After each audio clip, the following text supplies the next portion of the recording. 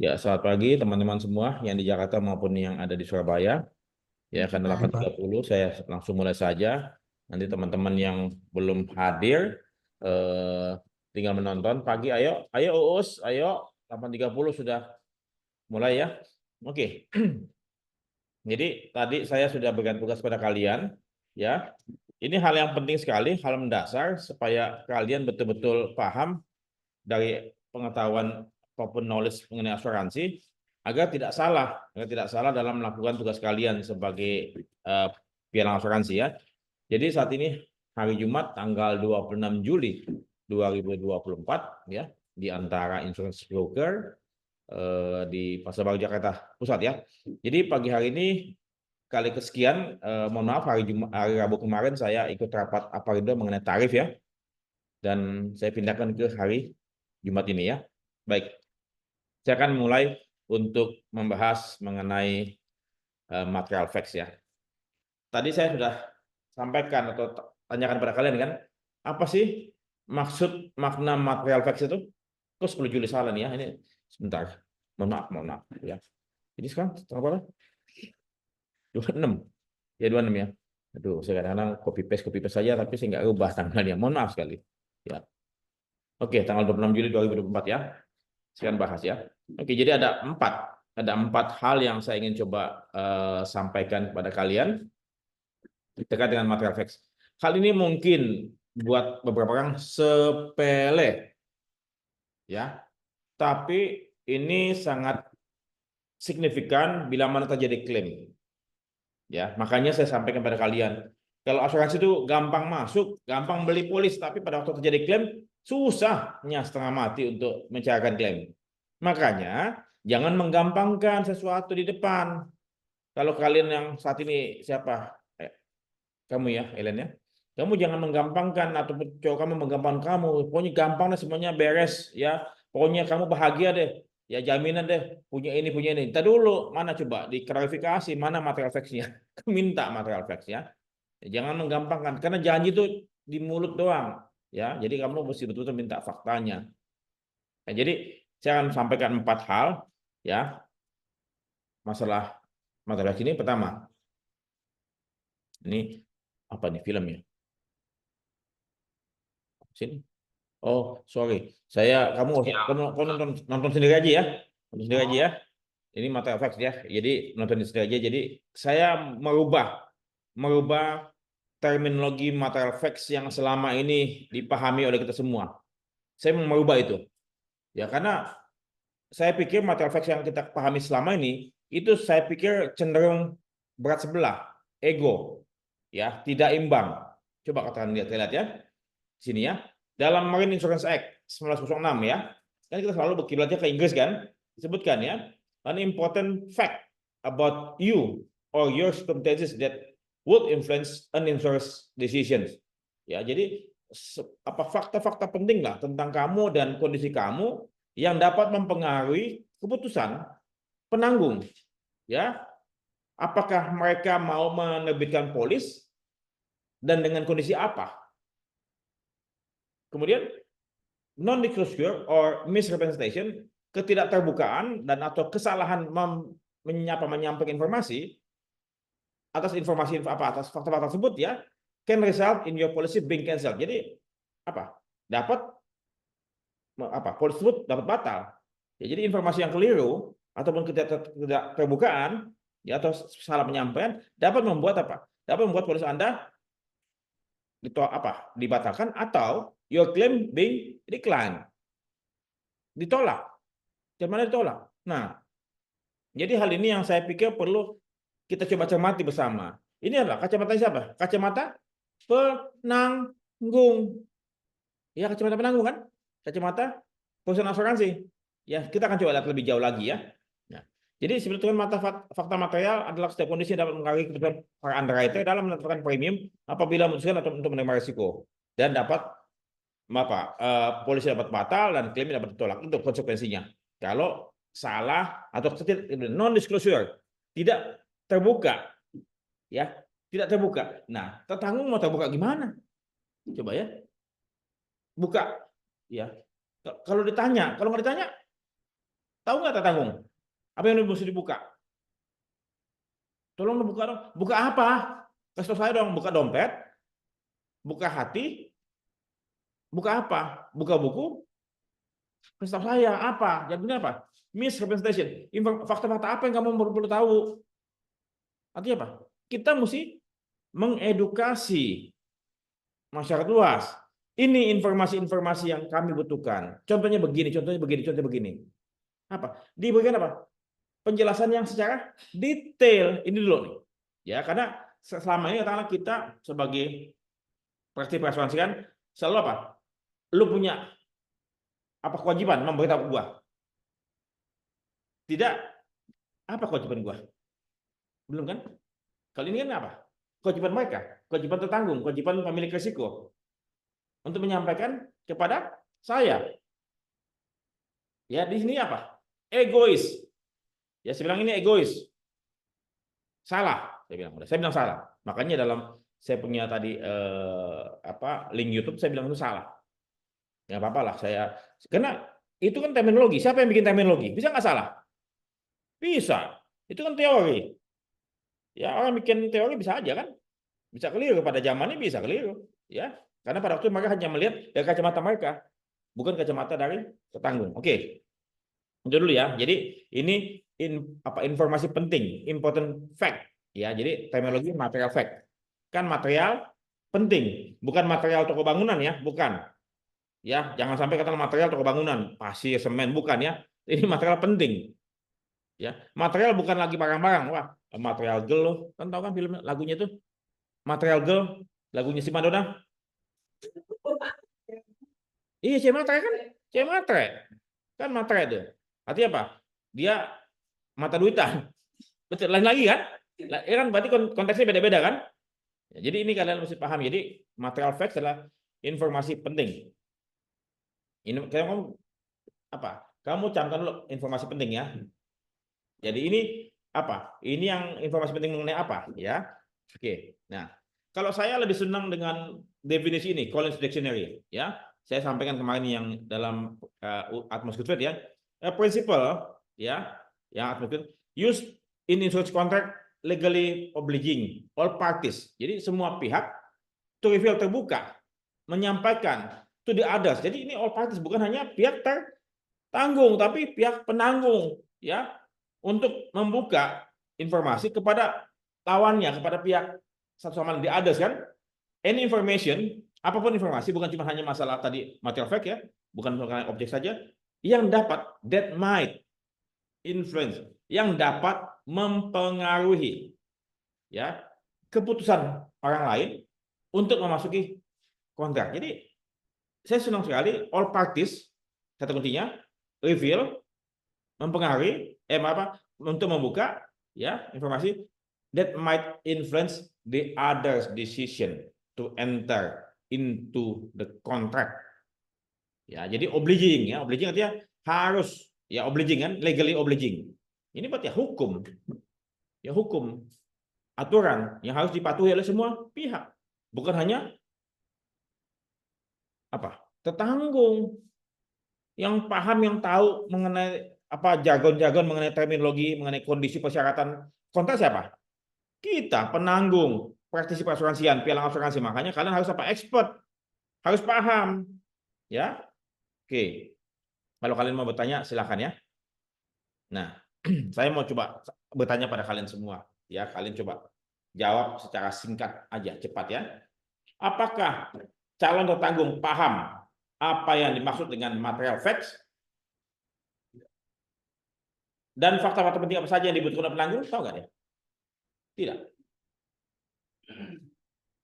Kalau nggak diberitahu, kalau nggak ditanya, emang dia telepati, ya tahunya teletabis. Ya dia kan mesti diberitahu kan? Apakah calon tertanggung paham fakta atau informasi penting apa saja yang perlu diketahuinya? Tahu nggak dia?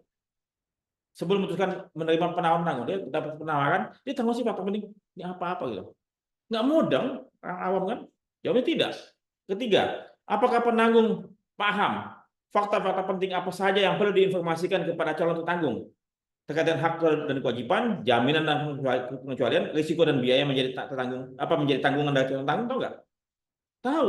Tapi faktanya kadang diberitahu, kadang nggak diberitahu. Kadang-kadang yang katakanlah yang berbahaya ataupun yang bakal membuat tanggung memutuskan untuk menolak setelah mengetahui disembunyikan. Ya, makanya saya bilang salah tertanggung kenapa nggak nanya pada waktu penutupan. Saya punya rekaman, saya bilang ini bolot ini si marketingnya nih kalau berkilah begitu. Salah sendiri tertanggung nggak nanya.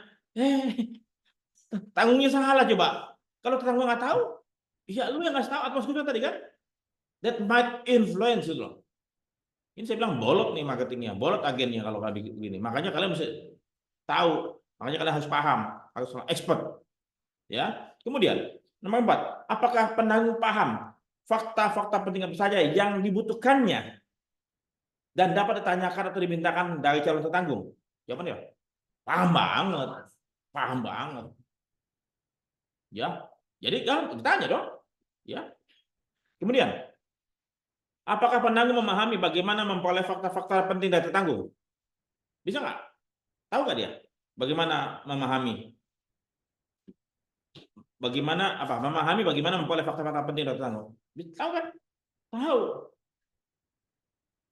Tahu. Jadi, gue minta faktanya ini kayak gini-gini. Ya. Jadi, ini kondisi yang ada di luar sana. Oke? Termasuk lagi. Nah, sesungguhnya ini langkah-langkahnya, nanti kita coba lihat ya. Langkah-langkahnya. Pertama kali apa yang mesti kita lakukan? Ya, makanya nanti kalian lihat nih. Ya, jelaskan material facts pada calon tertanggung. Itu jelaskan, Pak, Ibu, ini material facts ya, yang kami butuhkan. Kemudian apa? Mintakan informasi penting dari dan sampaikan konsekuensinya. Jadi kita minta informasi ini dari kamu ya. Tapi saya belum jelaskan material facts apa saja yang nanti kita bahas ya. Tadi apa saja informasinya? Kita jelaskan ya.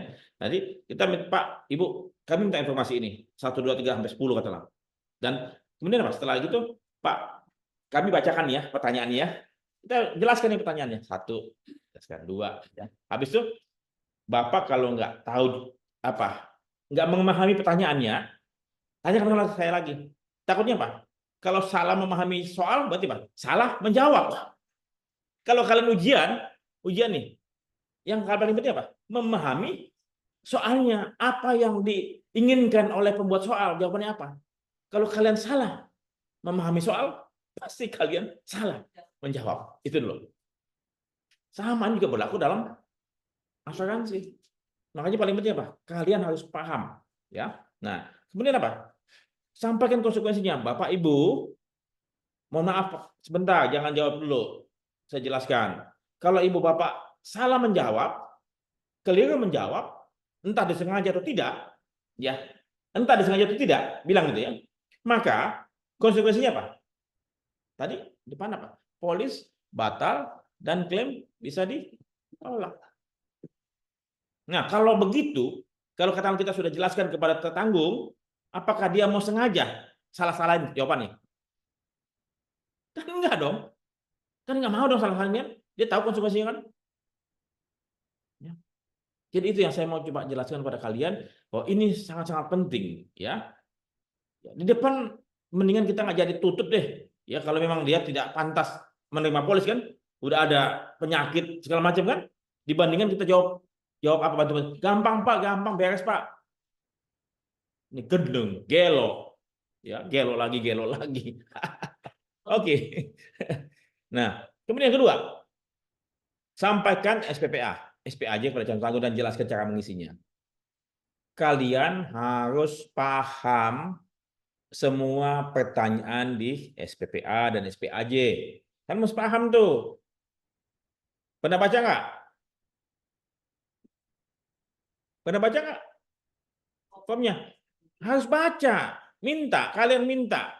Ya, khusus di jiwa, minta. Di jiwa biasanya banyak pertanyaannya.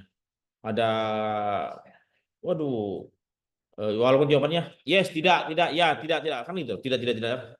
Pokoknya paling gampang Pak, tidak aja sebut Pak, tidak. Ini gendeng nih, marketing atau agennya, ya.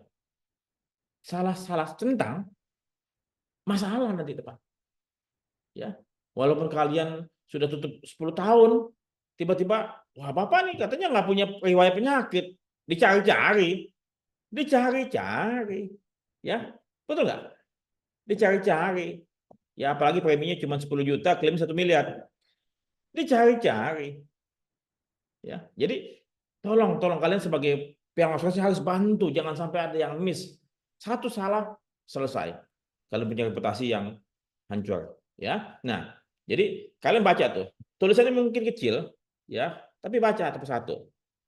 Kalau perlu kalian bacakan. Jangan biarkan tertanggung membaca sendiri. Saya khawatir bahasanya bahasa hukum kan, bahasa baku, ya. Dibaca ini bukan bahasa komik ya, bukan bahasa apa, bukan bahasa novel ya. Dia mesti memahami, mesti perlu apa? Perlu perhatian. Dan kemudian apa? Tulisannya kecil-kecil. Kalau saya mungkin udah capek bacanya. Saya kadang-kadang kalau baca di obat aja tuh, di obat. Kadang-kadang, aduh, saya pakai handphone ya, di foto digedein. Di zoom. Iya loh. Udah nggak bisa baca. Udah mohon maaf karena usia tidak bisa bohong.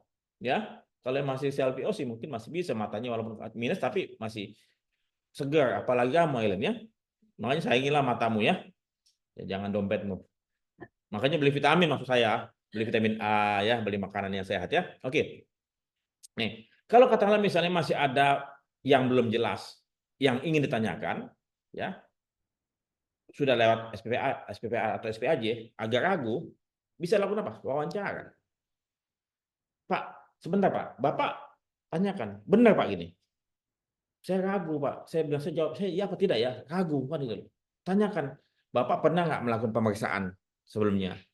Bapak pernah nggak mengalami gejala-gejala seperti ini? Jadi bila masih ada yang belum jelas terkait dengan material fact dengan setelah menggunakan itu lakukan apa? Wawancara. Ya kalau perlu apa? Kalau perlu di survei ya perlu survei. Kamu ngantuk aja. Jagain si siapa? Mayra. Ya. Dia kayak si Giri juga. Ilmira, bukan Altamira ya. Oh, mak jagain mamanya ya. Oke, nggak apa-apa jagain mamanya. Ya, iya nggak apa-apa. Oke, jadi lakukan apa? Wawancara. Ya, wawancara interview. Dan tuliskan hasil wawancara di kertas. Ya, setelah itu, Pak, data tangan. Tambahan tuh. Ya. Nah, kemudian kalau misalnya perlu, mintakan medical record. Kalau ragu. Kalau dia tidak punya, belum pernah check up, belum pernah periksa kemanapun, berarti tidak punya. Ya, walaupun dia, saya sudah mengalami gejala ini 10 tahun lalu, tapi saya nggak pernah melakukan medical check up. Nggak ada hasil. Saya sudah punya, saya nggak tahu nih, apakah saya punya penyakit jantung atau penyakit apa sakit hati. Saya nggak tahu. Kan kalau misalnya gitu kan, ya. Oh bapak bohong nih, bapak kan sudah pernah penyakit jantung. Saya nggak pernah medical kok. Bagaimana saya tahu itu jantung atau hati atau gigi di sini? Oh, gigi di sini. Oke, jadi itu ya. Bila masih perlu dilakukan untuk memahami objek, lakukan apa? Survei ke lokasi. Kalau belum apa? Tenteng untuk siapa tertanggungnya untuk medical check up. Pak, udah medical check up aja. Ya, kalau kita ragu kan? Tapi karena katanya mungkin karena preminya murah, biaya medical check up-nya mahal, akhirnya tidak dilakukan medical check up. Alhasil ujung-ujungnya apa? Tolak klaimnya. Kan gampang masuk, susah keluar. Mestinya apa? Nah, betul nggak? Susah masuk, gampang keluar. Kenapa? Karena sudah lembek. Itu hanya analogi ya. Analogi. Kita sudah pada dewasa semua ya. Sudah pada kawin kan, kecuali Aileen doang kan? Iya, kecuali satu dong. Tapi saya yakin mereka sudah pada dewasa kok. Ya, walaupun dalam angan-angan. Oke, jadi dia wawancara dan interview ataupun mungkin survei ke lokasi. Ya, clear ya. Jadi kalian sebagai broker harus memahami material facts yang perlu diketahui oleh penanggung. Ya, ini kan penanggung minta material facts. Kalian harus apa? Cari material facts dari tertanggung, penuhi kebutuhannya. Ya, penuhi itu. Paham ya? Kalau kalian nggak tahu nanti kita akan coba tanyakan material fact apa ya. Ini dulu konsepnya. Nah, oke. Saya both side ya, saya minta kalian semua harus paham nih konsep material fact yang baru ya. Saya nggak tahu lah apakah sudah ada yang menemukannya apa tidak ya sebelumnya. Tapi selama ini material fact yang kita pahami adalah material fact yang keliru, hanya cuma satu sisi doang. Sesungguhnya Pak, bagi calon tertanggung ya, dia perlu tahu apa? Apa isi kontrak ketanggungan? Syarat dan ketentuannya, jaminan dan pengecualian, resiko yang dihadapi dan biaya yang menjadi itu. Dan bagaimana menggunakan, kayak misalnya handphone ini, ya.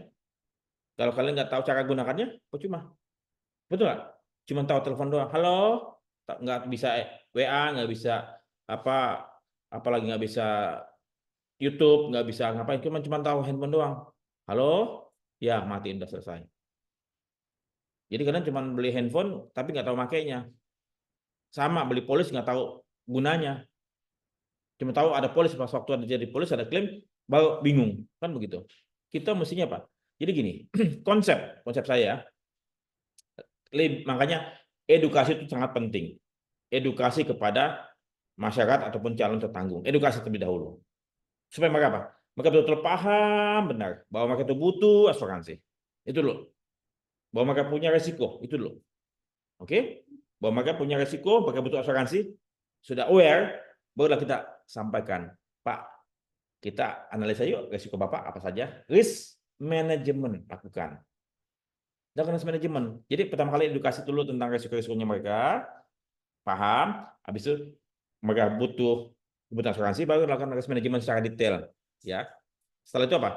Desain program asuransi buat calon tertanggung. Karena masing-masing tertanggung beda-beda kan kondisinya, beda-beda dia punya risiko. Ya. Nah, jadi itu. Sehingga apa? Apapun yang dibutuhkan penanggung, kita sudah siapkan. Jadi akhirnya dua ini matching. Ya. Jadi kalian harus lebih expert dibandingkan penanggung atau perusahaan asuransi. Kalian harus lebih expert. Itu konsep saya. Kalian harus lebih expert. Sebagai pialang asuransi harus lebih expert, lebih ahli. Tidak boleh kalah dengan seeding company ataupun underwriter. Karena kalian pialang asuransi. Ya. Dan saya bangga sebagai seorang broker. Jadi kalian harus paham apa yang dibutuhkan penanggung, kemudian kalian cari informasi dari tertanggung dan matching. Oke? Itu loh, ya. Nah, sementara penanggung tahu kan objeknya apa? Ya, itulah fisik. Misalnya mobil, fisiknya dia punya apa? Nanti kita coba lihat ya, karena masing-masing COB beda-beda materialnya. Itu loh. Tapi kalian tahu kontraknya, kalian pasti tentu apa? Kalian karena kalian berpihak kepada kepada tertanggung, kalian harus apa? Mendesain program asuransi yang menguntungkan tertanggung. Ya, itu dulu. Kalian on behalf of the insured. Kalian bukan agent of insurance company, kalian agent of the insured. Paham ya? Jadi kalian mesti cari datanya dulu. Kalau ternyata misalnya begini, ya, data-data tertanggung ini menurut kalian tidak bagus atau mungkin kurang bagus resikonya, ya, tapi dia butuh asuransi, ya. Kalau kalian terbuka dengan informasi ini, pasti perusahaan asuransi nggak mau. Karena ada gitu ya. Ini bagaimana mempertemukan kepentingan? Kenapa? Kalian mesti educate dulu dan apa? Kalian bisa minta si nasabah ini melakukan apa? Melakukan perbaikan risikonya supaya apa? Supaya ini bisa memenuhi kebutuhan perusahaan asuransi. Ya, katakanlah misalnya entah dia punya housekeepingnya dibetulkan, dirapikan, ya, kemudian dia punya apa? Layout pabriknya dirubah, ya. Kemudian apalagi katakanlah ada aturan larang merokok di semua tempat, ya gitu ya. Kemudian penataan fire protection yang sesuai dan segala macam. Ya. Jadi kalian sebagai risk manager, kembali lagi fungsi berat memang broker sebagai risk manager karena harus tahu ya apa yang perlu dilakukan oleh si tertanggung dalam rangka memperbaiki resikonya. Ya. Tapi kalau seseorang misalnya mau asuransi jiwa badannya udah gemuk, Pak, Bapak nggak bisa, Bapak mesti diet dulu, Bapak punya 200 kg, Bapak mesti jadi 100 kg dulu, waduh berarti lama lagi kan. Itu kalian ya udah apa adanya kan, kalian nggak bisa itu, tapi yang pasti apa? Ada kena substandard, dia punya asuransi rate-nya kan karena overweight, obesitas. Ya, tapi kalau untuk kalian bisa perbaiki resikonya bagus ya, maksudnya minta nasabah perbaiki resikonya bagus ya. Tapi kalau enggak ya apa adanya. apa adanya kalian sampaikan kepada apa? Penanggung. Ya, kalian tidak boleh menyembunyikan informasi yang sangat penting yang perlu diketahui oleh penanggung. Kalau kalian menyembunyikan, kalian penjahat. Ya, kalian penjahat. Ya, kalian penjahat. Saya bilang itu. Ya. Bahkan kalau pernah saya ceritakan pada kalian kan mengenai klaim nasabahnya Ultramas pada waktu saya bekerja di Ultramas, nasabah tersebut ternyata sudah klaim mobilnya, ya sudah karatan, masuk ke bengkel, kemudian dia tutup asuransinya. Dan kemudian saya datang ke bengkel dan saya lihat ini mobil tidak mungkin jalan dari tempat kejadian ke bengkel, pasti di towing, ya, di derek ya. Kemudian saya lihat dia punya luka-luka, kerusakannya sudah cukup lama, ya sudah karat ya, ada karatnya. Dan kemudian saya lihat tempat kejadian di mana, di Tol Jagorawi, ya tanggal berapa, saya datang ke sana, lihat logbooknya di Jasa Marga. Ternyata tanggal tersebut tidak ada kejadian mobil B sekian. Saya mundur ke tanggal-tanggal berikutnya sebelumnya tuh ya, mundur kemudian apa? Saya dapati ternyata 2 bulan sebelum itu kejadian, tapi laporannya baru 2 bulan kemudian. Dan dia tutup polisnya setelah kejadian 1 bulan. Artinya apa? Dia sudah kejadian dulu, baru tutup asuransi, setelah 1 bulan klaim. Nah ini saya dapati, saya laporkan kepada perusahaan asuransi penanggung bahwa nasabah saya tidak benar. Kemudian tolong tolak klaim saya. Dia paham ya. Jadi kalian tidak boleh membela nasabah yang jahat ataupun yang penipu ya. Karena kalian masih banyak nasabah-nasabah yang baik. Jangan sampai kalian punya nama, reputasi kalian, kepercayaan perusahaan asuransi pada kalian hilang hanya karena satu nasabah. Ya, paham ya? Jadi oke, kita lihat ya. Kita lihat nanti. Ini intinya apa? Dua belah pihak mesti saling ini. Jadi gini, itu material fact adalah informasi-informasi penting. Di sini buat insurer apa? Kontraknya disampaikan kepada insur. Sementara insur sampaikan objeknya. Ya, sampaikan objeknya supaya perusahaan asuransi paham risikonya. Karena underwriter kan mesti paham risikonya kan. Kalau dia tidak paham risikonya, dia tidak bisa meng-underwrite, tidak bisa menetapkan kondisi polis, tidak bisa menentukan apalagi harga preminya, nggak bisa. Ya, nah sekarang saya mau coba tanya pada kalian ya sebelum habis ya. Oke ini ya sebutkan ya. Agen asuransi Undang-Undang 40 wajib menerapkan segenap keahlian, perhatian, dan kecermatan dalam melayani bertransaksi dengan pemegang polis ya. Yang kedua lagi, wajib memberikan informasi yang benar, tidak palsu dan atau tidak menyesatkan kepada pemegang polis, tanggung dan segala macam. Ya. Ini udah hukumnya. Nah, jadi saya mau coba tanya kepada kalian secara sekilas ya, secara sekilas ya. Kalau asuransi jiwa, material facts apa yang perlu diketahui oleh penanggung atau perusahaan asuransi jiwa? Apa?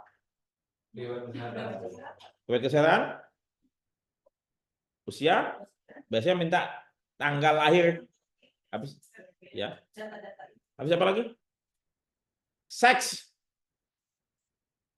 jenis kelamin, sama smoking or no smoking. Ya, jadi itu 4.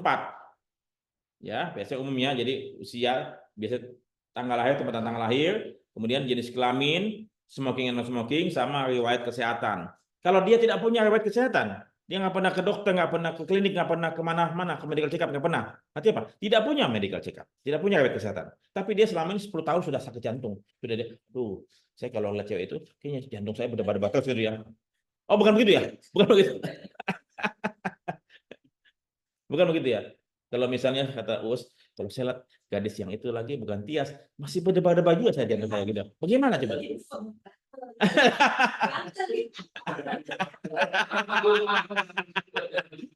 Tinggal digaruk ya. Itu masalah hobi. Jadi itu kembali lagi ya, usia, biasa tempat tanggal lahir, ya, kemudian jenis kelamin, semakin riwayat kesehatan. Kalau dia tidak punya riwayat kesehatan, ya sudah.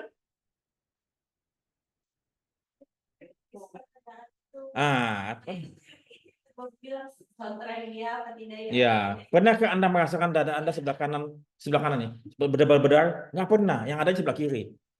Gitu, karena jantung sebelah kiri. Ya kan itu. Betul nggak? Pernahkah Anda merasakan terzolimi? Waduh, itu nggak ada dalam pertanyaan.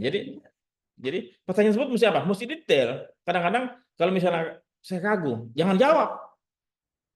Misalnya ragu. Saya nggak tahu Pak. Ini sakit atau tidak kan udah. Pernahkah Anda malam-malam susah tidur? Sering Pak. Kenapa? Tanggal tua. Ya. Jadi itu untuk masalah jiwa. Kalau personal accident apa? Kalian mesti pakai logika. Asuransi kecelakaan diri apa? Dia punya metal fact-nya. Profesi atau pekerjaan ataupun okupasi. Usia perlu nggak? Perlu. Apalagi? Jenis kelamin? Habis apa? Hobi. Hobi. Hobi ya perlu ya. Hobinya godain istri tetangga. Ini bakal ditikam itu, masih ditikam tuh. Ya karena hobinya ya. Habis apa lagi? UP. UP ya, itu. Sama Pak? Postur tubuh. Dia proporsional apa tidak proporsional? Ngerti nggak? Ada yang badannya kan tulang bergemuk, ada yang tulang kurus kan? Itu kan apa? Itu secara umum ini ada sesuatu, ya. Misalnya dia hobinya naik motor, beratnya 300 kilo. Buset. Motornya motor Beat lagi. Waduh, kasihan motornya. Ya, jadi ya motor kalau dia 300 kilo mestinya pakai Kawasaki Ninja. Ya jangan Beat ya, gitu. Kalau Island pakai Beat nggak apa-apa, ya. Oke. Kemudian itu PA ya, PA. Kemudian apa lagi? Kalau mobil apa? Apa mobil? Hmm, apa? Jenis apa? Jenis mobil, brandnya, ya. Kemudian tahun, okupasi perlu nggak? Dipakai sebagai taksi atau pribadi. Jangan owners ya, komprehensif, jangan pakai owners lagi. Ya, atau gabungan ya. Tapi apa lagi? Perlu nggak siapa sopirnya? Ini kan di Indonesia nih nggak pernah tanya dong siapa supirnya, berapa yang mengendarai mobil tersebut, nggak ada kan, nggak dibatasi kan. Coba kalau satu mobil hanya dikendarai oleh satu orang, dengan satu mobil dikendarai 10 orang, mana yang tinggi risikonya? Tapi nggak dihitung kan. Nah ini saya bilang ini industri ini tuh masih belum bisa menghitung premi dengan benar, belum belum bisa, betul nggak?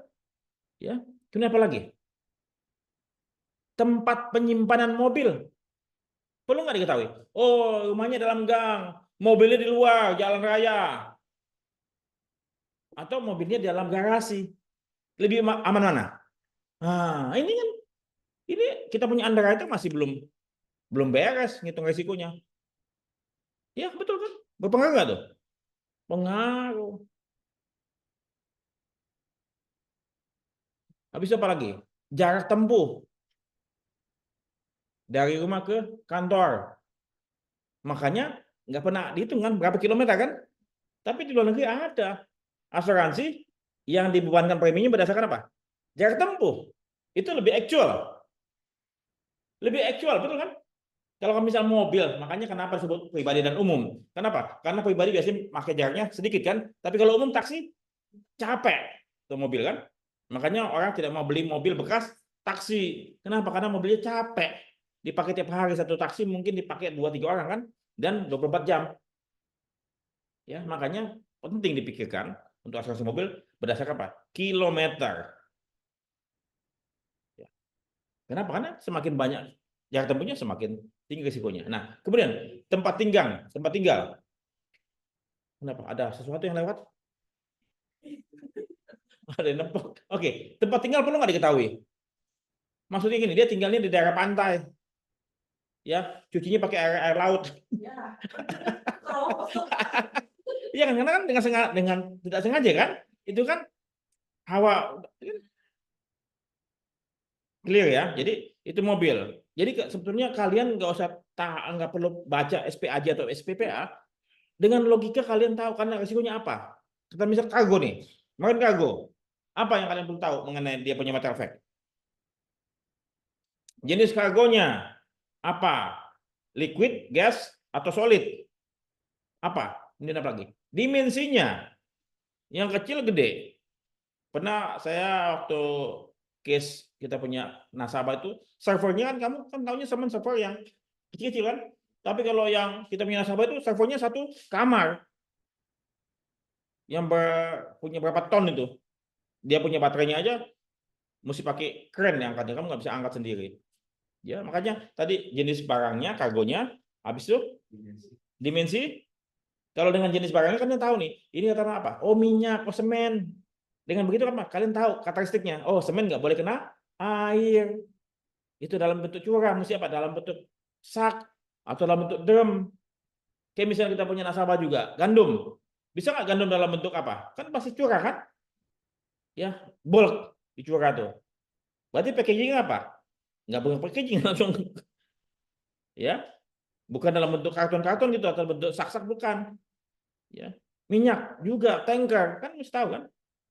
Nah ini apa lagi, alat angkut, ya alat transportasinya, habis apa lagi, dari dan ke, itu semua kalian harus tahu. Terakhir apa, berapa UP-nya dan kondisi apa yang diminta. Coba kalian punya nasabah lok, kayu lok punya nasabah kan, ya apa yang dimintakan oleh si perusahaan asuransi, data apa saja. Barangnya log, oke.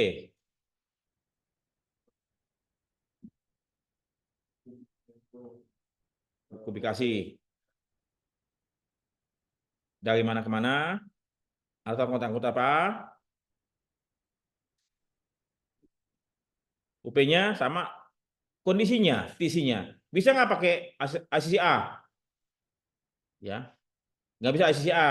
Bisanya ACC B atau ACC plus washing overboard. Jangan lupa tuh, karena resikonya mereka, lock itu adalah yang paling besar apa?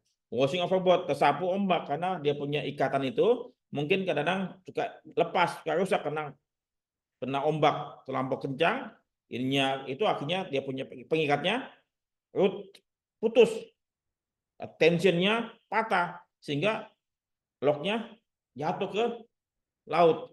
Ya jangan, nggak cukup dengan C.